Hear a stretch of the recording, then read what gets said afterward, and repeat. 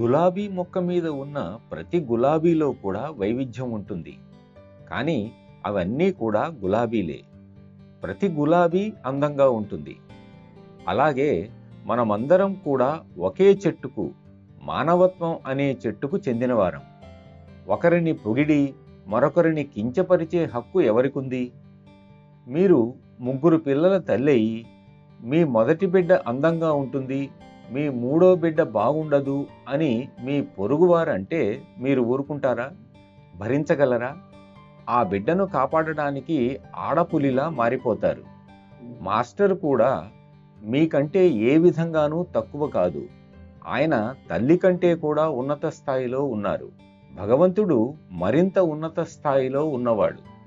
అందుచేత ఎప్పుడైనా ఎవరినైనా మూర్ఖుడని, వికారంగా ఉన్నాడని విమర్శించే ముందు జాగ్రత్తగా ఉండండి. ఎందుకంటే ఆయన చూస్తుంటారు.